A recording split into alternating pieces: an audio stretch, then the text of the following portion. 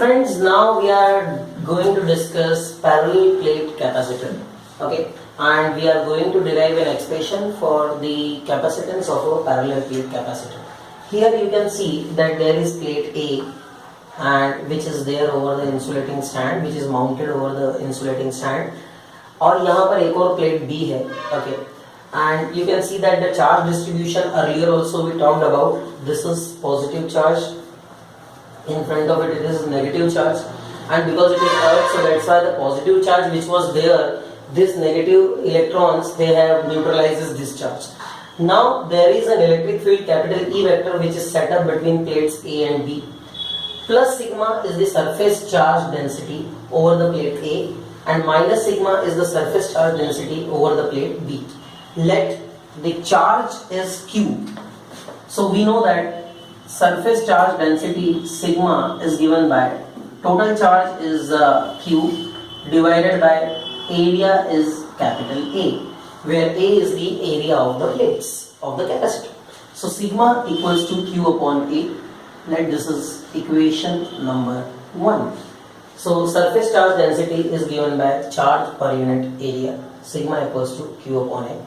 You can see that these two plates are at a distance, capped at a distance small d. Okay, so here we have sigma is Q upon A.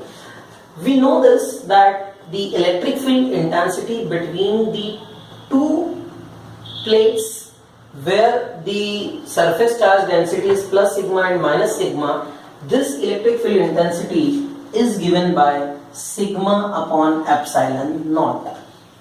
Now this is one application of the Gauss theorem by which we derive that the electric field intensity between the two plates where the surface charge densities are plus sigma and minus sigma is given by E equals to sigma upon epsilon naught.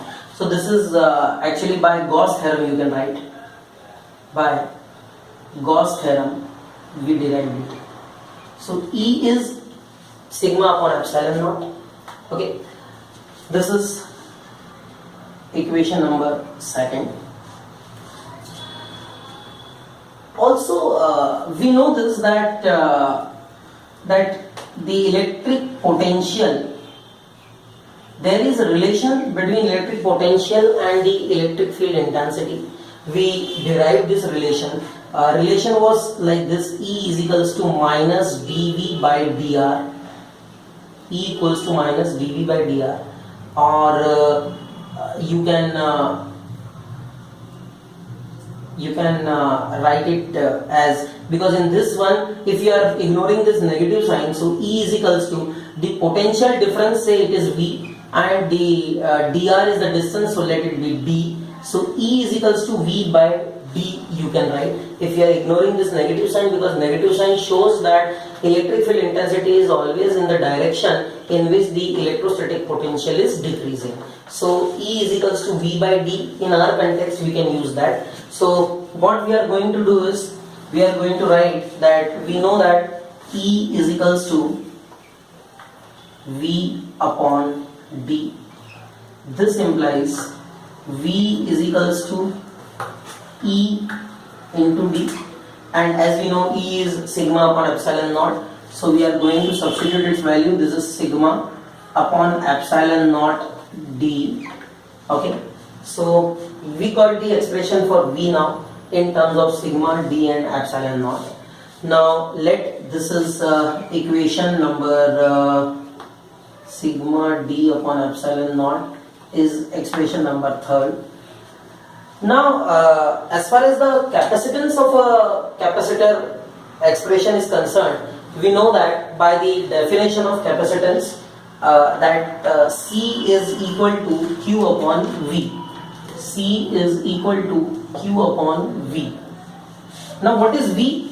V is sigma d upon epsilon naught. So what you can do here is you can write sigma d upon epsilon naught, sigma d upon epsilon naught, and it is divided by V.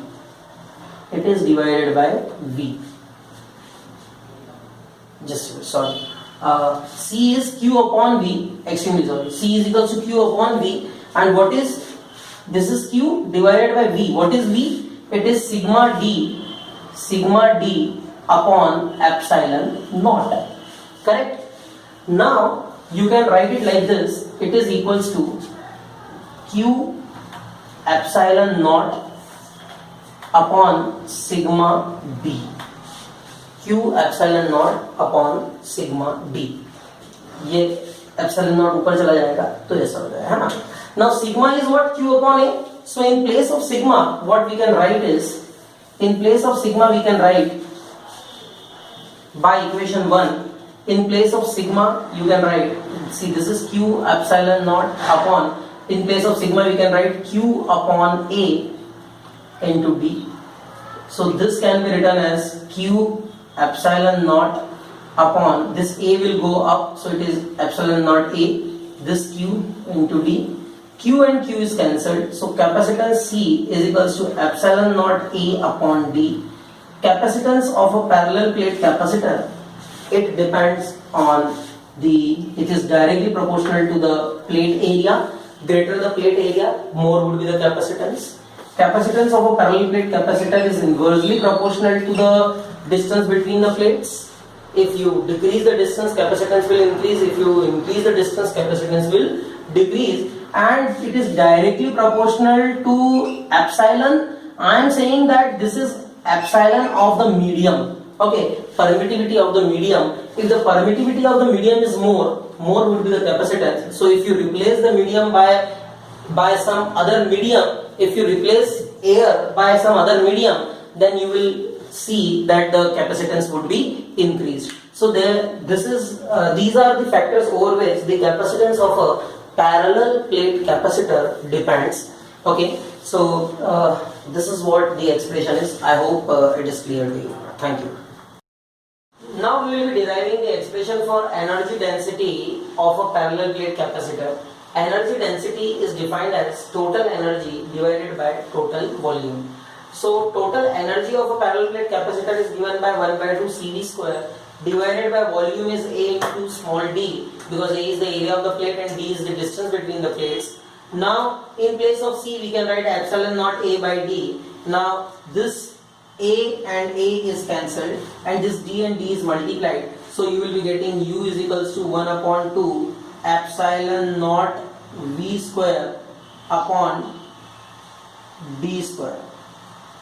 U equals to 1 upon 2 epsilon naught V square upon D square. One more thing is that V is actually equals to E times B. So we can substitute its value here. So U is equals to 1 upon 2 epsilon naught. In place of V I am writing E square B square divided by D square.